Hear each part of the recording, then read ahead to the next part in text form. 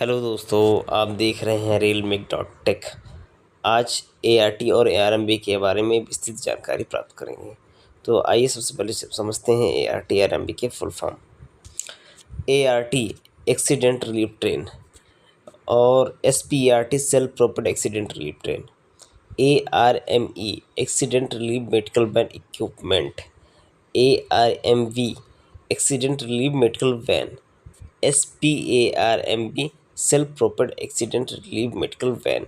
ये कुछ शॉर्ट इसके फुल फॉर्म है, काफ़ी इंपॉर्टेंट है। परीक्षा में काफ़ी कई बार पूछा गया है। इनमें हल्के हल्के अंतर होते हैं, वो आगे चल के मैं आपको समझाता हूँ। ART जो होती है, ऐसे कुछों का प्रयोग किया जाता है। इसमें लोकोमोटिव अटैच किए जाते हैं। ठीक है दोस्तों, जैसा कि आप इमेज में देख रहे हैं। एसपीआरटी का तात्पर्य होता है सुचालित दुर्घटना राहत ट्रेन से है, जो बचाव और राहत के कार्यों के लिए दुर्घटना स्थल पर तेजी से तैनाती के लिए डिज़ाइन की गई है। इसकी स्पीड 160 किलोमीटर प्रति घंटा होती है। जैसा कि आप इमेज में देख सकते हैं, ये मेमो के प्रकार ही होता है, मेमो जैसे दिखती है। ARMB का तात्पर्य दुर्घटना राहत चिकित्सा वैन से है, जो रेलवे दुर्घटना से निपटने के लिए चिकित्सा सुविधा और बचाव उपकरण से सुसज्जित एवं विशेष ट्रेन होती है। ये ऐसे कोचों का उपयोग किया जाता है। इसमें लोकोमोटिव अटैच करके रवाना किया जाता है। SPARMB का तात्पर्य स्वचालित दुर्घटना राहत चिकित्सा वैन से है। ये पुराने लोकोमोटिव चालित दुर्घटना राहत चिकित्सा वैन का स्थान लेता है। रेलवे दुर्घटना के स्थल पर चिकित्सा उपकरण और कार्मिकों को शीघ्रता से पहुंचाने के लिए डिज़ाइन किया गया है, जिससे त्वरित चिकित्सा सहायता मिल सके और घायल व्यक्तियों को निकटतम हॉस्पिटल और कुशलतापूर्वक पहुंचाया जा सके। इसको SPARMB कहा जाता है। ये भी जैसे सुचालित होता है, मेमो का प्रकार मेमो टाइप ही होता है। जैसा कि आप इमेज में देख सकते हैं। अब आपको SPARMB में कोई डाउट नहीं होगा, तो आइए आगे चलते हैं। ART पूरे भारत में भारतीय रेलवे में 2011 में 184 की संख्या में थी। 2019 के डाटा के अनुसार 206 संख्या में ART पूरे भारत में उपलब्ध है। ART विभिन्न भागों में बांटा गया है। A class ART, B class ART, C class ART, self prepaid ART और मॉडिफाइड रोड व्हीकल। ठीक है दोस्तों, आइए इनको समझते हैं। दोस्तों चाहे तो आप इसको लिख सकते हैं, काफ़ी इम्पोर्टेंट क्वेश्चन भी इससे बनते हैं।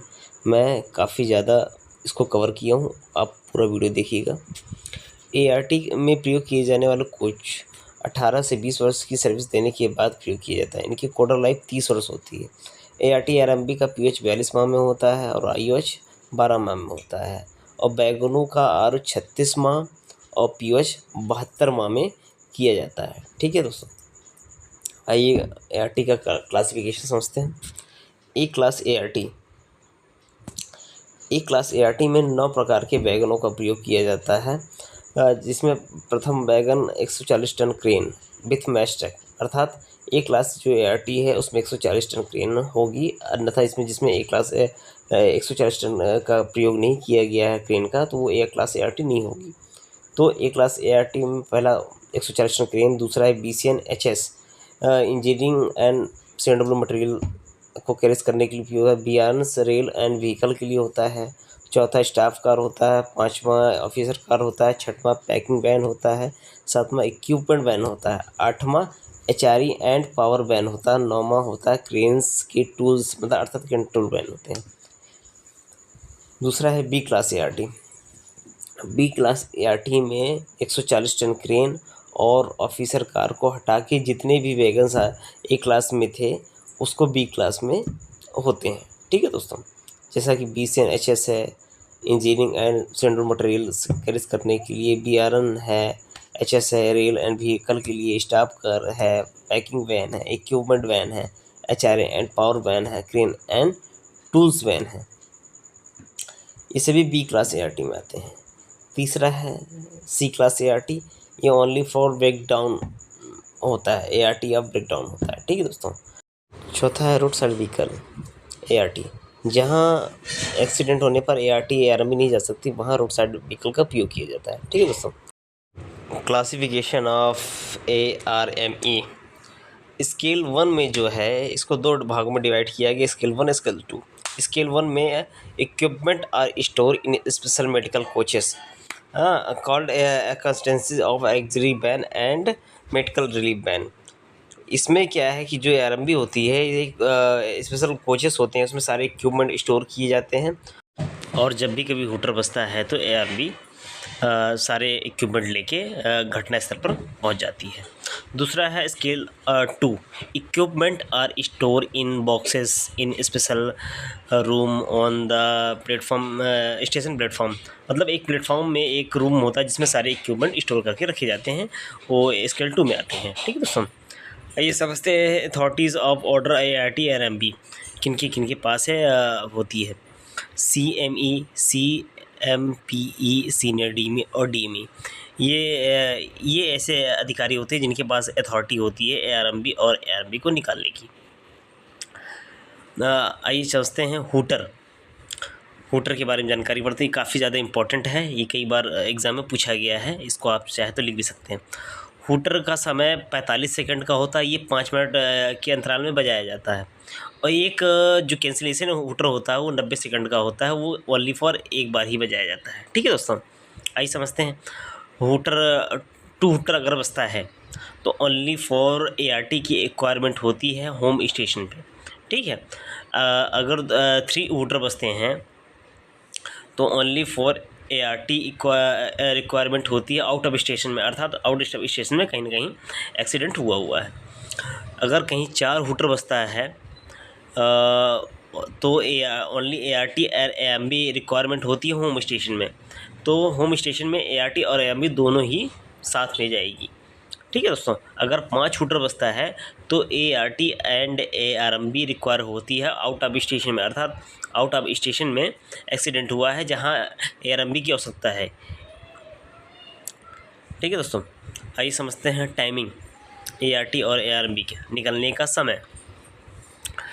ART अगर हुटर बजने के बाद ART दिन में 30 मिनट में निकल जाना चाहिए और नाइट में 45 मिनट में निकल जाना चाहिए। और ARMB अगर डबल एग्जिट है तो 15 मिनट में हुटर बज जाने के बाद निकल जाना चाहिए। अगर सिंगल एग्जिट है ARMB तो 20 मिनट में ART को हुटर बजने के बाद निकल जाना चाहिए। ART एंड ART की स्पीड, ये भी काफ़ी ज़्यादा इंपॉर्टेंट है। आइए समझते हैं। ART की स्पीड 75 किलोमीटर पर हावर्स होती है, एग्जिटिंग स्पीड होती है, और एक प्रस्तावित स्पीड होती है जिसे प्रोपोज्ड स्पीड कहते हैं, वो 100 किलोमीटर होती है। ARMB की स्पीड 100 किलोमीटर प्रति घंटा होती है और प्रस्तावित स्पीड 140 किलोमीटर प्रति घंटा होती है। दोस्तों अगर स्पीड में कोई कन्फ्यूज़न होगा तो आप कमेंट करके हमसे आप पूछ भी सकते हैं। तो आइए चलते हैं 140 टन क्रेन के बारे में। 140 टन क्रेन का प्रयोग एक क्लास ART में किया जाता है एवं भारतीय रेलवे में 2 प्रकार के क्रेनों का प्रयोग किया जाता है। पहला है जेसप सेल्डन, दूसरा है गोटवाल। तो दोस्तों ART के साथ 140 टन क्रेन की स्पीड 100 किलोमीटर प्रति घंटा होती है, सेल्फ प्रोपेड स्पीड 30 किलोमीटर होती है। ठीक है दोस्तों। सेल्फ प्रोपेड स्पीड किसी में अलग है, क्योंकि क्या है कि भारतीय रेलवे में विभिन्न प्रकार के क्रेनों का प्रयोग किया गया है। सभी क्रेनों में कुछ न कुछ अंतर होता है, जैसे क्या है न्यू वर्जन है, ओल्ड क्रेनें हैं, मॉडिफिकेशन किया गया है स्पीडों में। तो आइए समझते हैं। जैसे सेल्डन न्यू है, ART स्पीड है 90 किलोमीटर, विदाउट लोड स्पीड है 20 किलोमीटर और विथ लोड स्पीड है 6 किलोमीटर, और व्हील डाया है 920 किलोमीटर, 840 में कंडम होता है। एक्सल लोड है 20 टन, इंजन पावर है 295 हॉर्स पावर। और उसी जगह सेल्डन ओल्ड है, इसकी स्पीड है 75 किलोमीटर, विदाउट लोड है 12 किलोमीटर और लोड के साथ है 6 किलोमीटर सेल्फ प्रोपेड स्पीड, और व्हील डाया में कोई अंतर नहीं है। आइए आगे समझते हैं Gotwal new. ART with speed है 100 किलोमीटर, विदाउट लोड स्पीड है सेल्फ प्रोपेड स्पीड जिसे कहा जाता है 20 किलोमीटर, विथ लोड स्पीड है 6 किलोमीटर, व्हील डाया में कोई अंतर है। मैश ट्रक का है 1000 में नया डाया है और कंडम 906 में डाया है।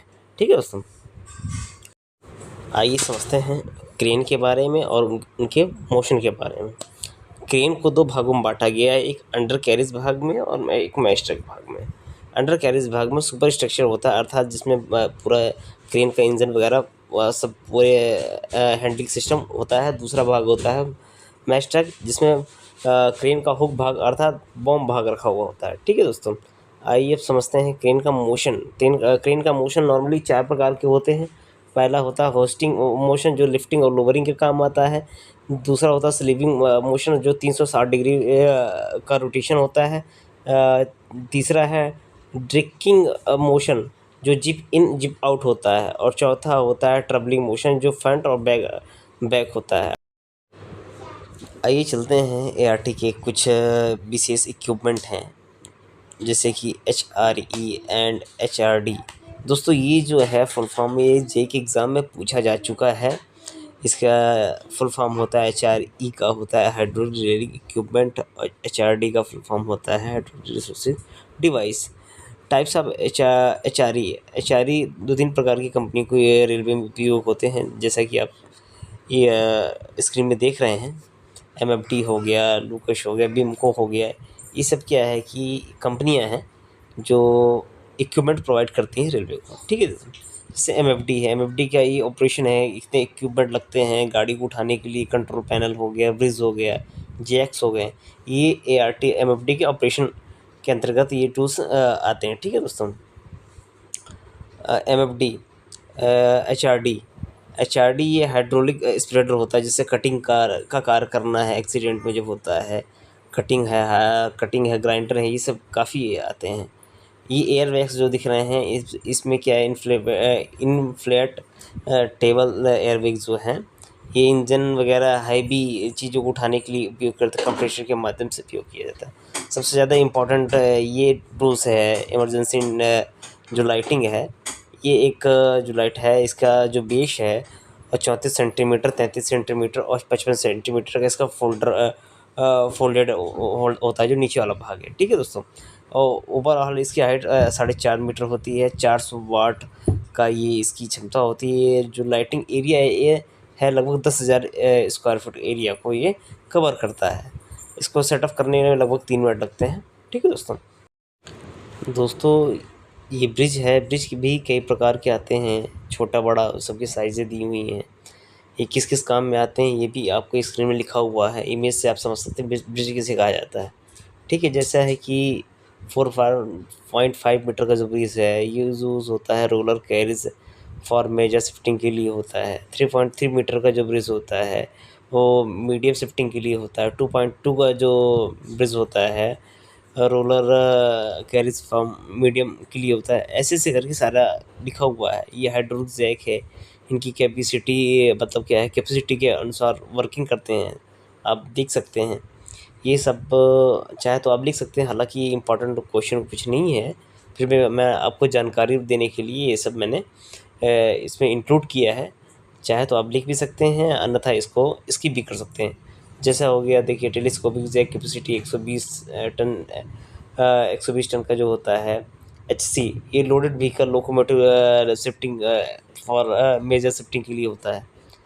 और जो LC जैक है वो loaded vehicle locomotive minor shifting के लिए होता है।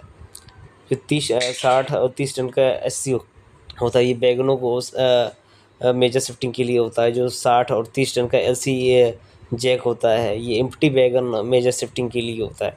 ठीक है दोस्तों, ये सब क्या है कि दोस्तों मैं आपको जानकारी देने के लिए हूँ। हालांकि ये जो लोग कार्य करते हैं उनके लिए जानकारी अच्छी है, बट एग्ज़ाम के तौर पे ये नहीं पूछा जाता इसमें। ठीक है दोस्तों, अगर ये वीडियो आपको अच्छा लगा हो तो लाइक करिएगा, सब्सक्राइब करिएगा और आगे दोस्तों को फॉरवर्ड करिएगा, ताकि जिनके काम आ सके। ठीक है, धन्यवाद।